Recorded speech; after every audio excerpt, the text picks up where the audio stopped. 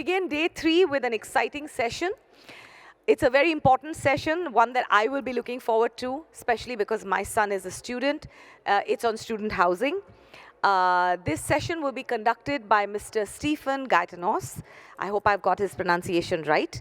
Let me tell you a little bit about Stephen. He is the Group CEO and Managing Director of the Scape Group, overseeing a portfolio of almost 22,500 student accommodation beds across Australia. And since joining Scape in 2013, Stephen has led the company in investing over $9 billion into Australia's education market, with plans for an additional $1 billion, to just round it up a bit.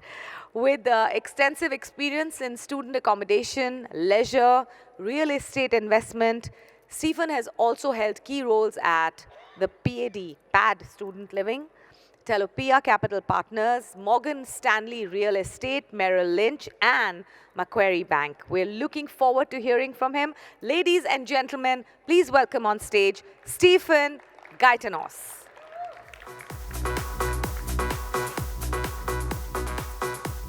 Almost. Very close. Thank you.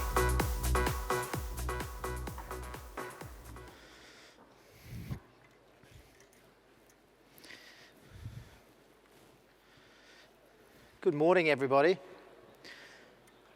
Welcome. My name is Stephen Gaitanos. I am one of the founders of Scape.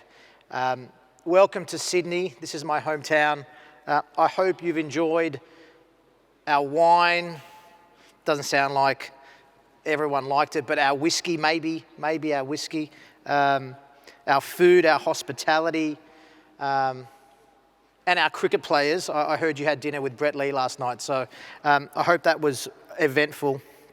Before I start, I want to say thank you to CREDAI. It's wonderful to be here. Thank you to Bowman Irani for putting this together and inviting me here. And of course, thank you to Ziad Noman as well from Prestige for having the vision to host this wonderful event down under. Please hurry back soon. Okay, let's jump into it very quickly. Who is Scape? What do we do? We are the largest owner and operator of purpose-built student accommodation assets, co-living assets, and build-to-rent assets in Australia. I started the business almost 10 years ago. In November, we'll have our 10-year anniversary. In that time, we have built and bought nearly 25,000 apartments across Sydney, Melbourne, Brisbane, and Adelaide.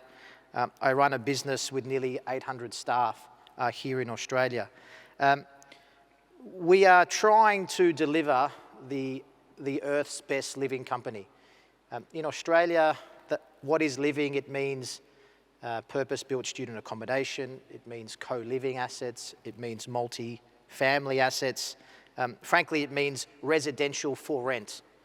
Residential for rent.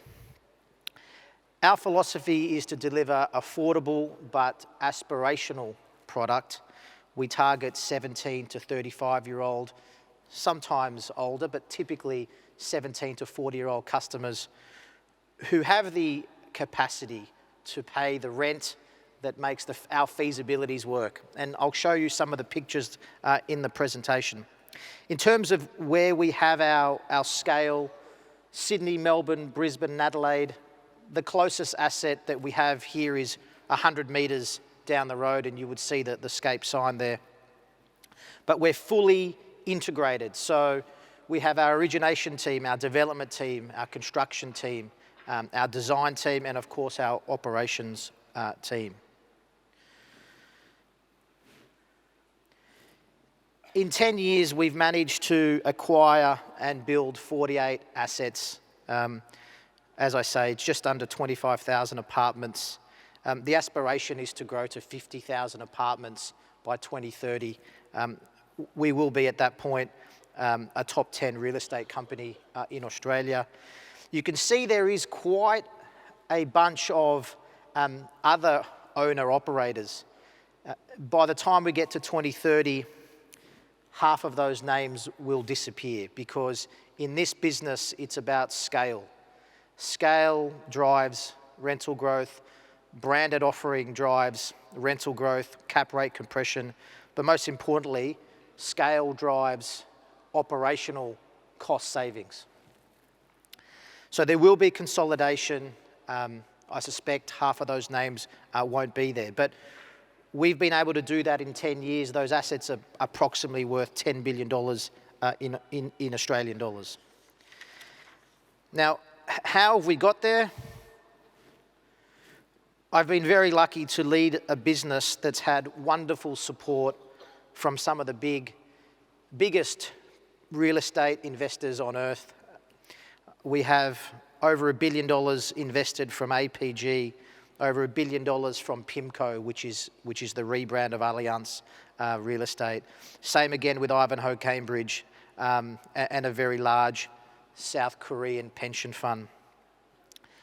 They are a blue chip register, and there is no other group in our sector that has that type of capital support. Many of these groups have re-upped. APG's re-upped 5 times, Allianz 3 times, Bauinvest 6 times, AXA twice, our pension fund in South Korea 3 times. And that's a wonderful endorsement for what we're doing, Australia, the living sector, and frankly, the institutionalization of that sector. What do our assets look like? There's one owner managing the residential offering, the service provision, in all our capital cities. So Scape Carlton, the first one on the left there, 750 bedrooms, 500 metres walk from Burke Street Mall, across the road from the university, or RMIT University,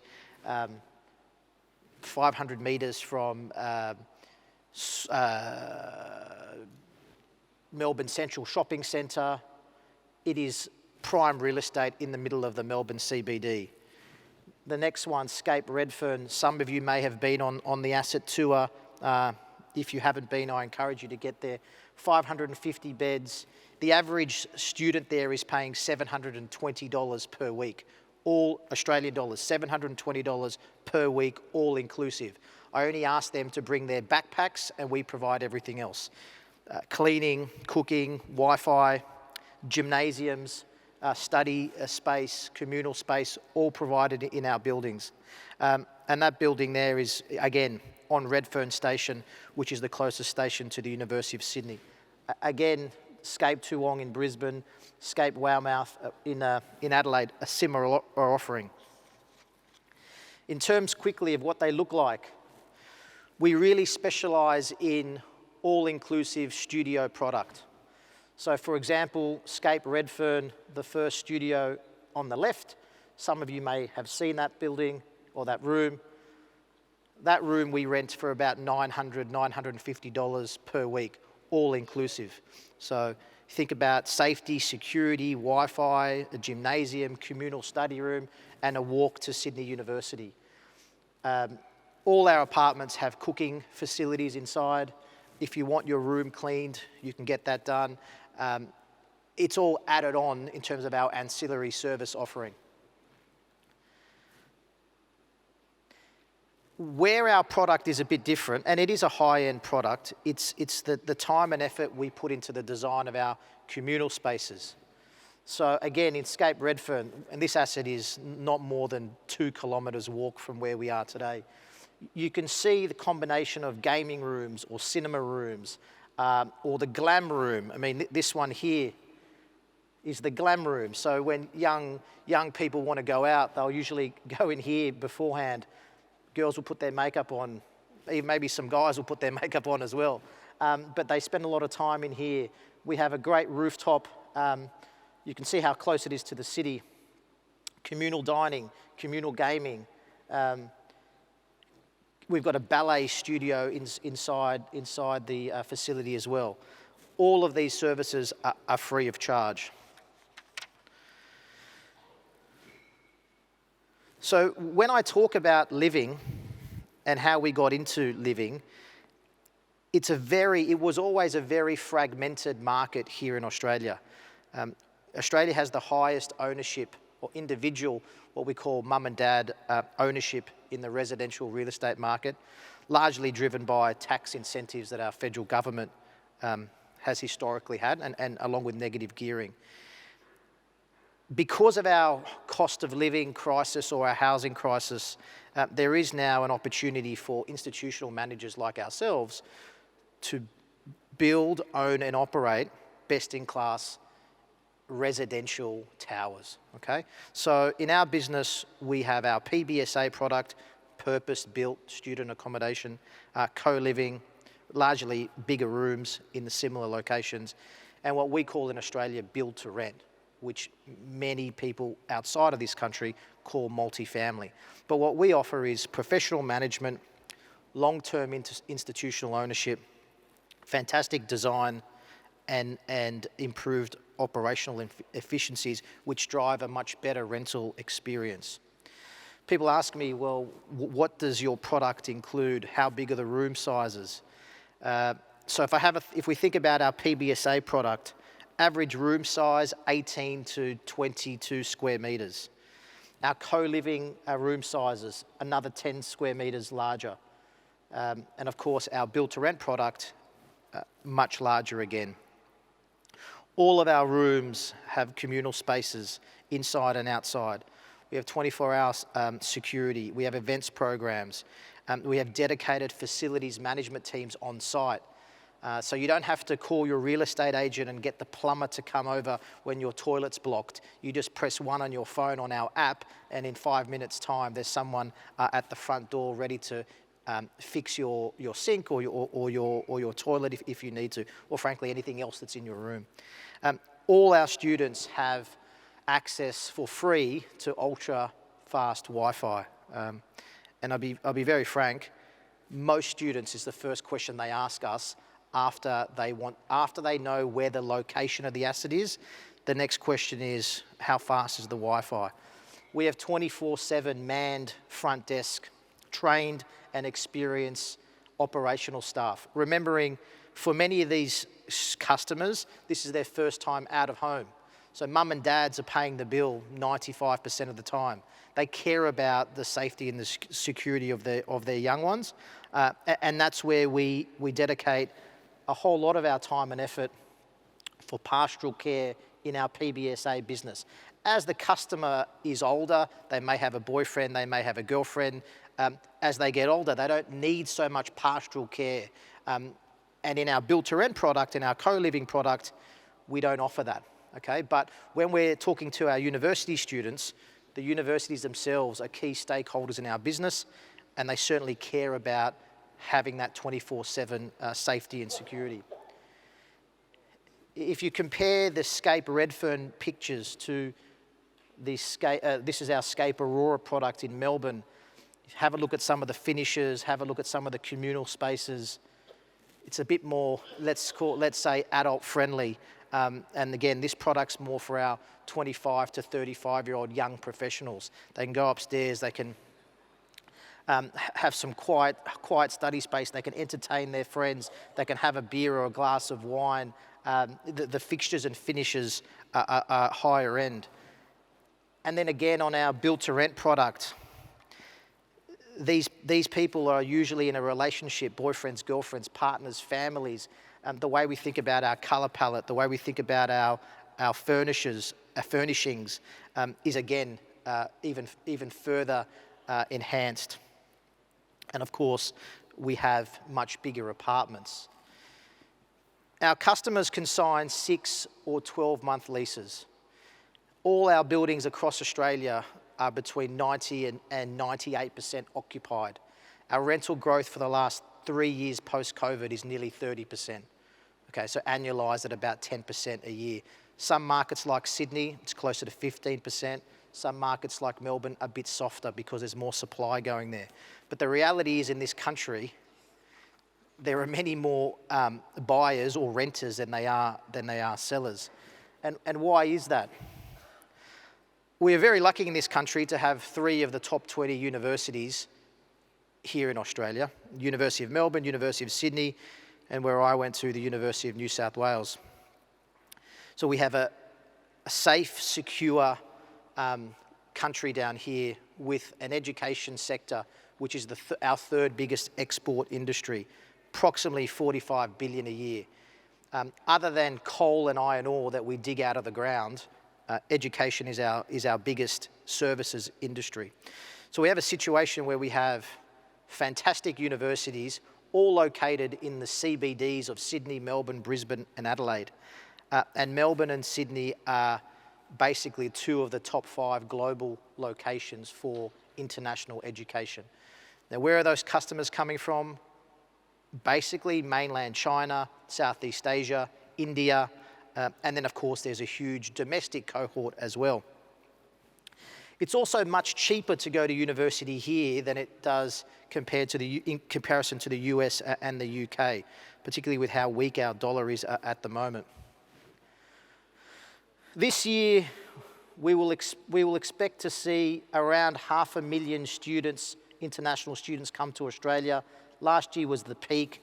There's a bit of a COVID rebound coming off that chart. This year we'll have about 500,000 students, and there are less than 100,000 purpose-built student accommodation. And this chart is the chart. Oh, whoops, sorry. This is the chart that I love talking about. Here in Sydney, for every 10 students, international students, there is only 1 purpose-built student accommodation. The hardest job for me is finding land that we can get our development approvals on quick enough to be able to house these students. In many of our Sydney sites, we are 100% full with waiting lists, and the cheapest product is about $700 per week. So this chart is what's driven enormous growth in my business, and this chart here will only consolidate as Australia continues to be safe, secure, and our education institutions continue to outperform on a global scale. This supply here is way, way below where it needs to be. And mind you, most of that is Scape, our Scape development pipeline. So where do the customers come from? I mentioned earlier, China. India is our fastest growing customer market. Okay, so that's growing at about 10% per year. It's fantastic. So if I think about our business, 50% of our customers are Chinese, 7 to 10% are Indian, 7 to 10% are Australian, and then there is a huge other population, mostly Southeast Asian countries.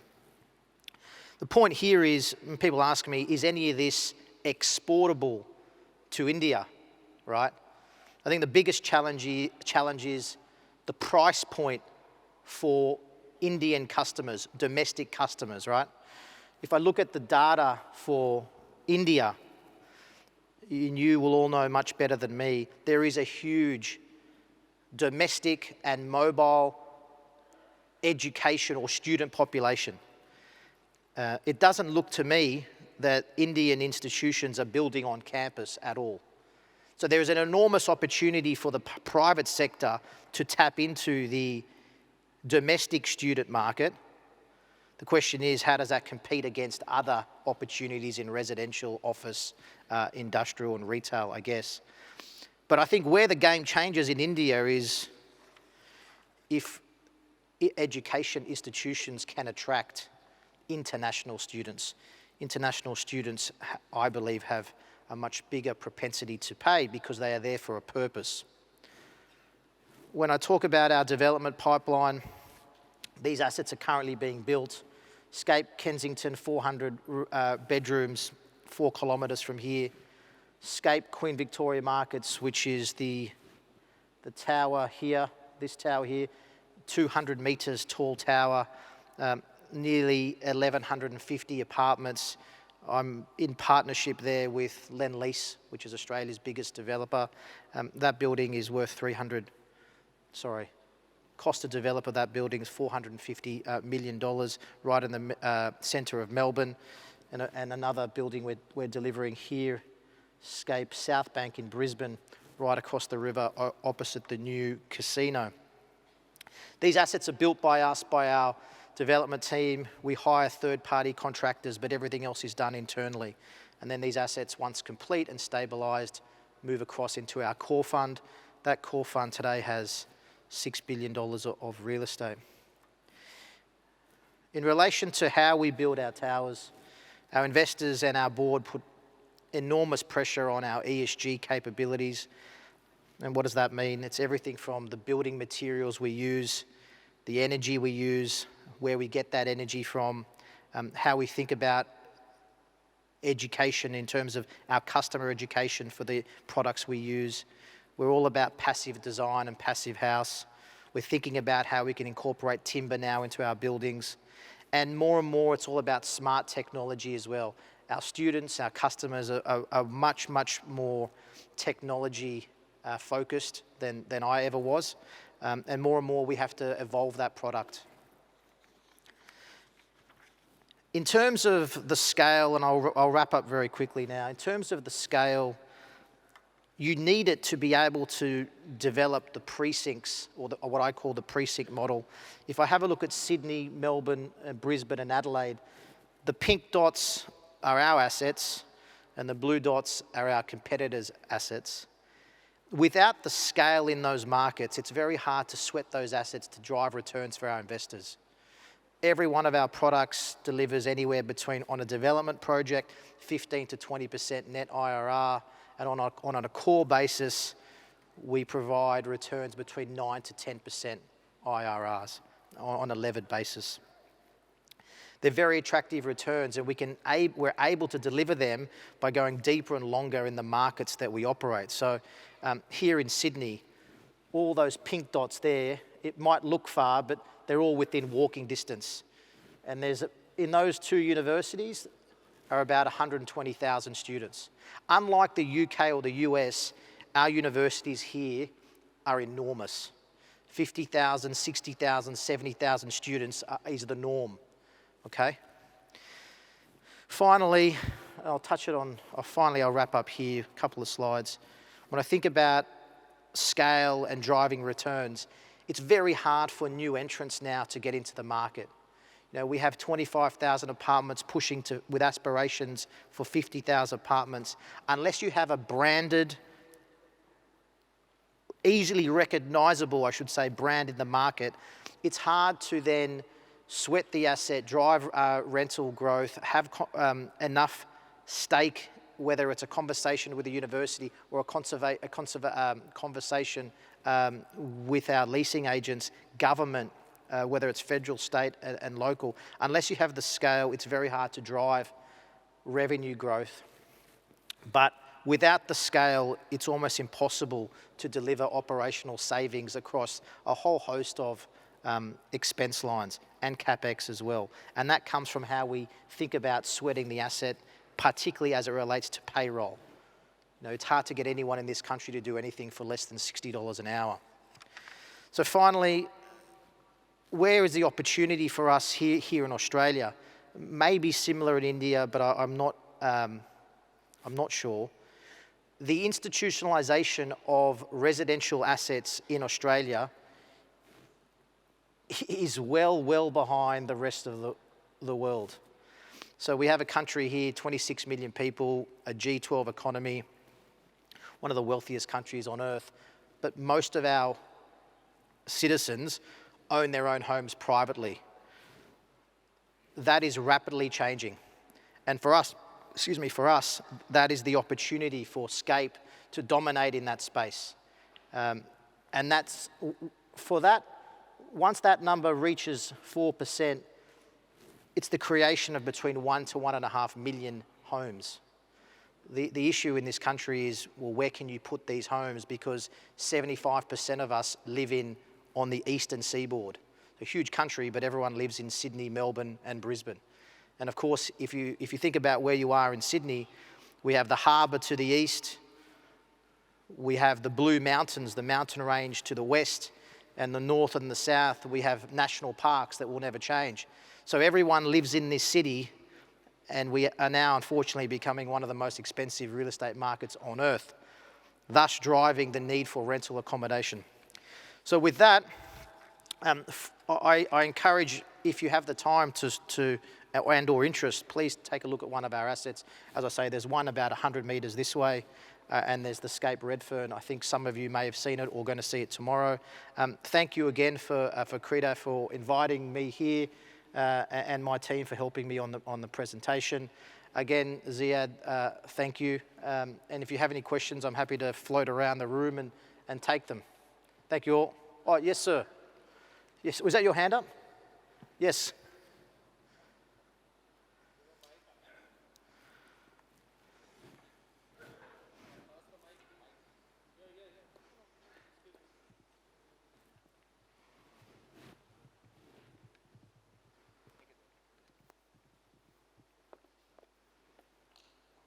I've definitely gone over time, but is that okay? I just wanted to know, do you have a model where the asset is owned by someone and the operator is someone, or all the assets are owned by you and you are the operator as well? To date, we have never managed anybody else's properties. I think for us, we're control freaks in terms of how we think about IP leakage, frankly, how I think about everything. Unless you can, in my view, unless you can control everything from A to Z, there's just too much noise around leakage of fees or leakage around costs. So our model is we want to control everything. The only thing we don't do is actually build the building. That's a third-party contractor. Everything else we do. Now, there may be a time where we want to white label our operational team to a university or to a third party, but in such a competitive landscape, our preference is always to do it ourselves. Does that make up for the IRRs? For the? For the returns? When Yeah, you own the asset and operate as well? Of course. There is a huge profit, clearly, in the development returns, but with that comes risk, obviously, planning risk, construction risk, and market risk. The day-to-day business in terms of putting heads on pillows and that leasing risk, that's our core business. We do that every day. Of course, planning, you have to deal with government, contractors, and that's a whole new level of risk. But our business and our capital partners are happy to take that risk.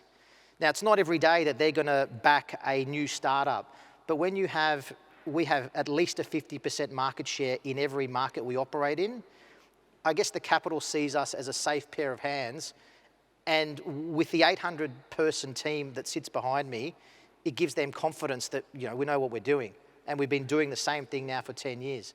So we haven't yet done a third-party management model. I don't have any plans to do that, but never say never. Thank you.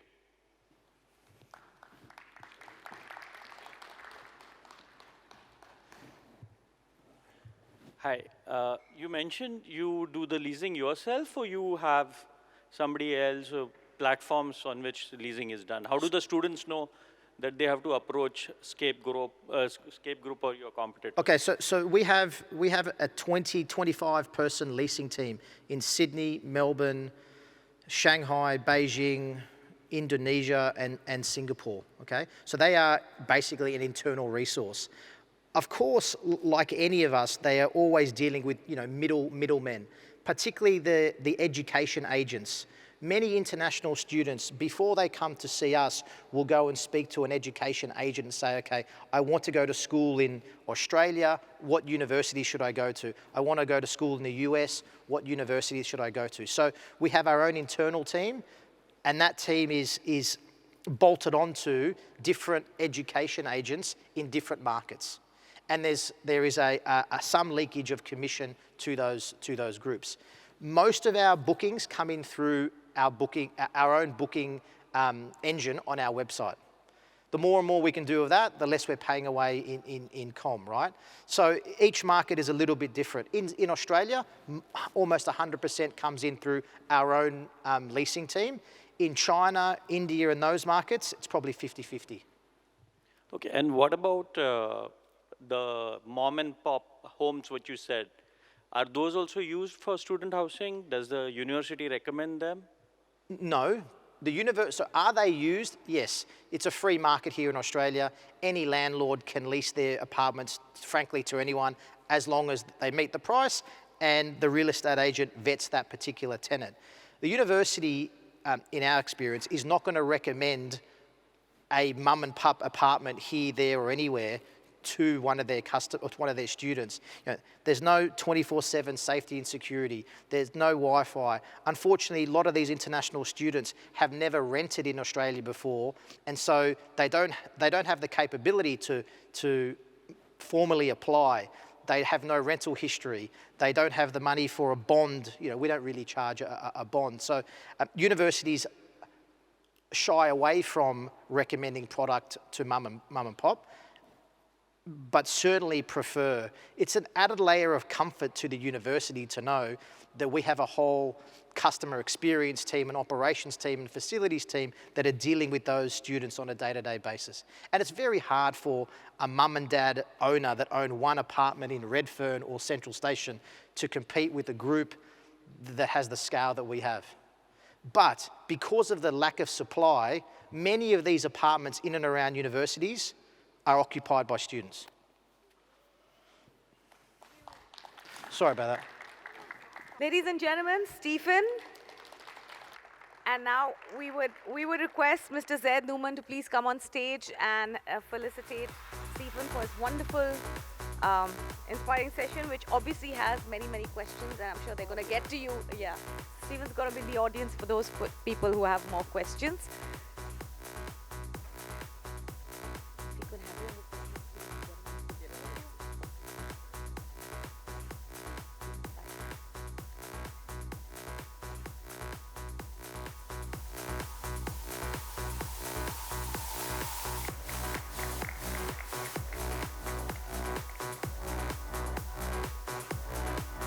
Thank you, Stephen. Thank you, Zaid.